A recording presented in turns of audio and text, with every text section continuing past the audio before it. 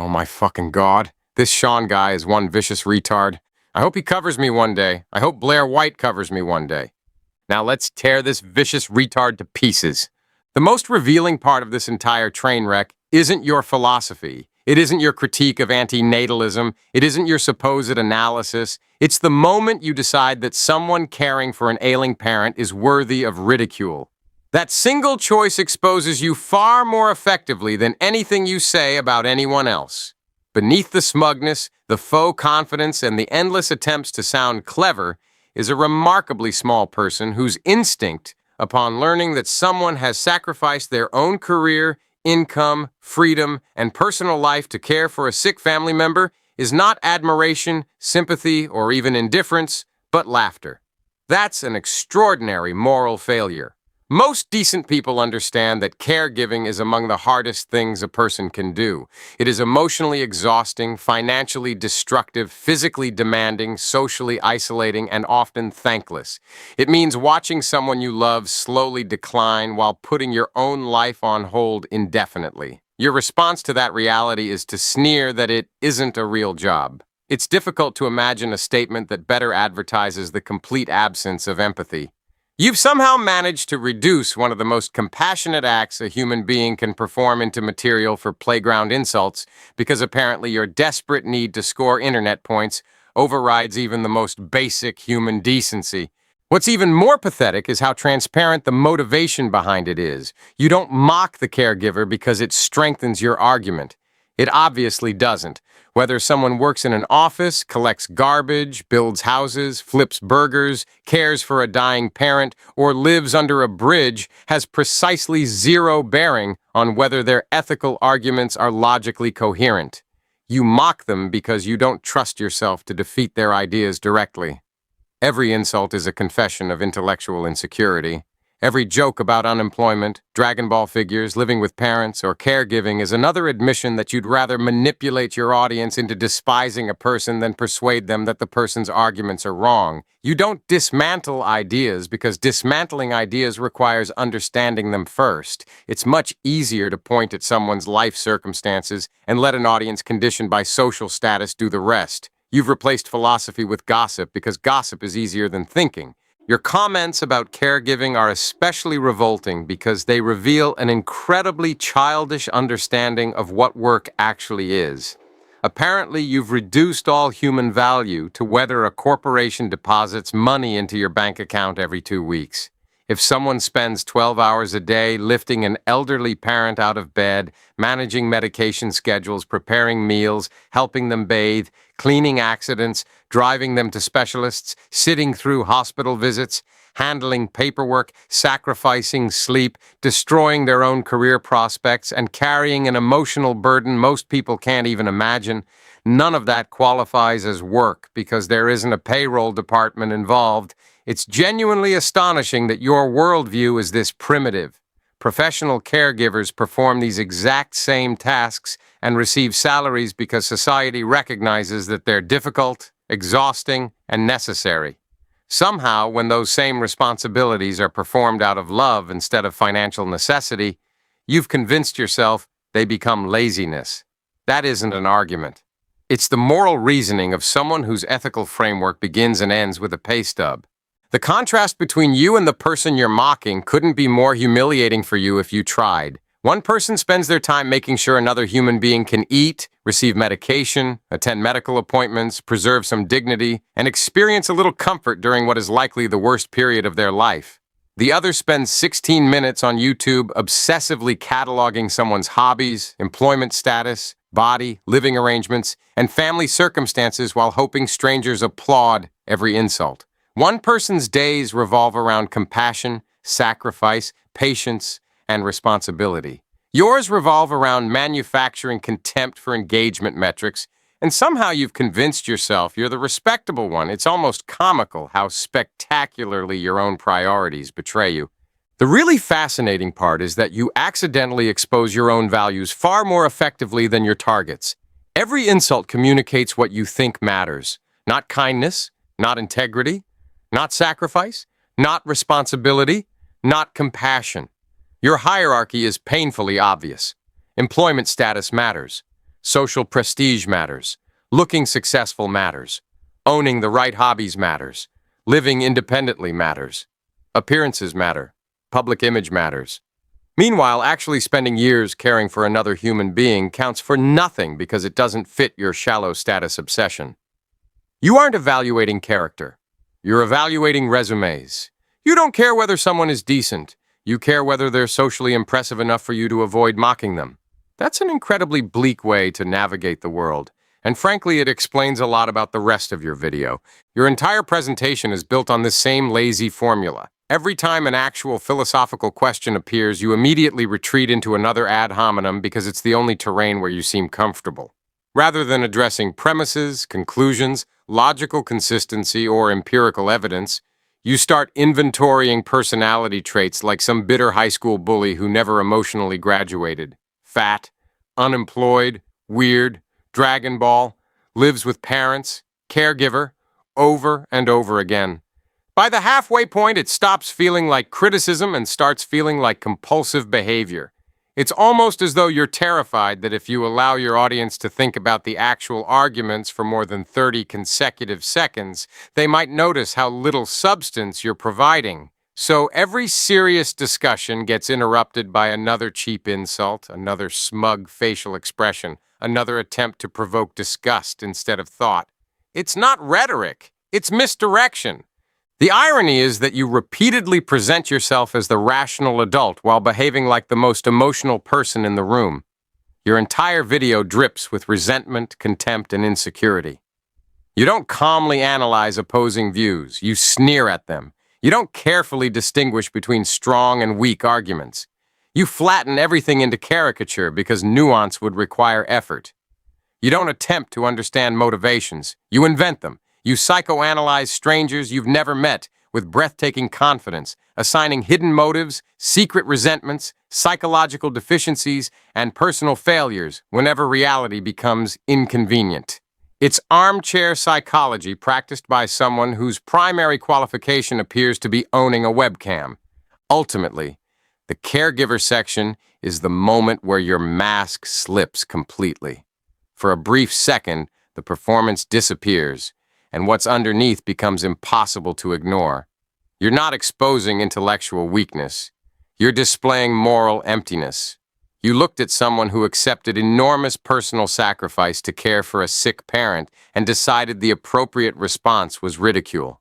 That doesn't make you fearless. It doesn't make you brutally honest. It doesn't make you some hard-nosed truth-teller cutting through sentimentality. It makes you look like someone so profoundly detached from ordinary human empathy that compassion itself has become something you interpret as weakness. If that's genuinely the kind of person you've become, then your philosophical opinions are almost beside the point. The most disturbing thing about this video isn't what you think about antinatalism. It's what you apparently think about love, duty, and basic human decency. And another thing, the fact that you spend so much time mocking her appearance while hiding your own face for years is genuinely pathetic. That's some Olympic-level cowardice. It's easy to sneer at someone else's looks when you're too embarrassed to let people see what you actually look like. You built an entire persona around taking cheap shots at other people's appearance while keeping yourself safely behind a screen. That's not confidence. That's insecurity dressed up as arrogance. If you were even half as comfortable in your own skin as you pretend to be, you wouldn't have spent years hiding from the same scrutiny you're so eager to dish out. You're a fat, ugly shithead who mistakes cruelty for wit and anonymity for strength. Every insult you throw at someone else's appearance just screams that you're terrified people might return the favor. It's the behavior of a coward, not someone with any actual confidence. The hypocrisy is almost funnier than the insults themselves. Sean, you should spend less time pretending you're some towering intellect and more time contemplating why you've spent years refusing to grow as a human being. You're a pathetic, useless shit stain whose entire personality seems frozen in adolescence. Every discussion with you follows the same predictable script. Dodge the point, invent a straw man, throw out an insult, declare yourself the winner, repeat. It's less a conversation than watching software stuck in an infinite loop. You're not a serious thinker. Serious thinkers revise their views when confronted with evidence. They engage with arguments instead of personalities. You do neither. Your entire routine depends on caricaturing people because actually addressing what they say would require intellectual honesty, and that's clearly beyond your capabilities.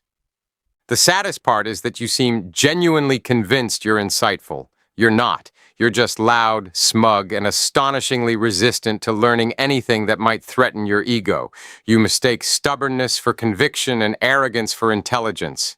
At this point, you've made it abundantly clear that you're committed to staying exactly as you are, intellectually stagnant, relentlessly dishonest, and utterly incapable of meaningful self-reflection. That's not strength. It's just a spectacular waste of a functioning brain. The longer this video goes on, the more obvious it becomes that you aren't nearly as intelligent as you think you are. You're a remarkably shallow person, desperately cosplaying as an intellectual. Every smug grin, every sarcastic edit, every eye roll is trying to compensate for a glaring problem. You almost never engage with an argument at the level it's actually being made. You drag everything down to the level of petty insults because that's the highest level you're capable of operating at. It's intellectual cowardice disguised as confidence. You have the argumentative discipline of a 12-year-old who just discovered the internet. Instead of following premises to conclusions, identifying contradictions, or exposing flawed reasoning, you immediately begin sniffing around someone's personal life like a tabloid journalist with a head injury. Employment status, hobbies, living arrangements, appearance, age, family. That's your idea of philosophy. It's embarrassing. Somewhere between writing your script and uploading this video, you convinced yourself that acting like a smug asshole was the same thing as being persuasive. It isn't. It just makes you look like another mediocre YouTube parasite farming outrage because genuine analysis is apparently beyond your intellectual budget. What makes it even funnier is how desperately you want your audience to mistake cruelty for strength. Every insult is delivered with that smug little smirk that practically screams, "Please laugh, please validate me." It's painfully transparent. You're not dismantling a worldview. You're performing for people whose attention span would collapse if you spent 2 uninterrupted minutes discussing ethics instead of calling strangers losers. You've built an entire persona around punching downward because you know actually climbing upward into serious philosophical discussion would expose how completely out of your depth you are. Your constant psychoanalysis is especially pathetic because it's the psychological equivalent of a drunk guy insisting he can diagnose cancer after watching 3 medical dramas. You confidently explain why complete strangers believe what they believe despite having absolutely no evidence whatsoever. Everyone who disagrees with you is secretly bitter, secretly coping, secretly jealous, secretly mentally ill, secretly searching for purpose, secretly broken. The confidence with which you announce these fantasies is honestly impressive, because only someone spectacularly ignorant could confuse imagination with insight so consistently. Then there are your endless attempts at comedy, if we're being charitable enough to call them that. Dragon Ball, parents, unemployed, Dragon Ball again, parents again, unemployed again. It's like watching someone discover 3 insults in high school and spend the next 20 years refusing to update the software. Even your jokes are intellectually lazy. They don't build, they don't surprise, they don't reveal anything. They're just recycled social status cliches repeated until your audience mistakes familiarity for wit. You aren't funny. You're repetitive. There's a difference. I'm fucking hilarious. You should follow my lead, you fat dipshit. Your obsession with social hierarchy is honestly fascinating. You seem genuinely incapable of evaluating an argument independently of the person presenting it. In your world, employment determines philosophical validity, income determines moral credibility, hobbies determine intellectual worth, and popularity determines truth. That's not skepticism. That's a teenager's understanding of status dressed up in adult vocabulary. Strip away the confident voice and dramatic editing, and what's left is someone whose reasoning never progressed beyond "the cool kids wouldn't agree with this." The irony is almost unbearable because you repeatedly accuse other people of emotional thinking while your own video is one long emotional tantrum. You're obviously and clearly disgusted. You sneer. You mock. You speculate. You insult. You ridicule. You invent motives. You drip contempt from almost every sentence. Then you somehow imagine you've occupied the rational high ground simply because you spoke confidently enough. That's not reason. That's ego. You've confused your own sense of superiority with evidence for so long that you no longer seem capable of distinguishing between the two. Perhaps the saddest thing about the entire performance is how little confidence you clearly have in your own arguments. If you genuinely believed your philosophy could stand on its own merits, you wouldn't need 16 minutes of personal attacks to prop it up like rotten scaffolding around a collapsing building. Strong arguments don't require this much mockery because they don't need it. Yours does. Every insult is another admission that you're terrified of letting the ideas stand face to face without all the cheap distractions you've piled around them. Ultimately, your video isn't the work of someone who's deeply engaged with philosophy. It's the work of someone who's deeply engaged with YouTube. Every decision feels optimized for applause from people who mistake smugness for intelligence and cruelty for courage. You've become the intellectual equivalent of junk food. Loud, addictive, superficially satisfying, and almost completely devoid of nutritional value. Underneath all the edits, the sneering, the memes, and the juvenile insults is a man whose greatest contribution to philosophical discourse was proving that it's entirely possible to talk for 16 minutes without demonstrating that you've actually understood the thing you're criticizing. You, sir or madam, are a vicious retard.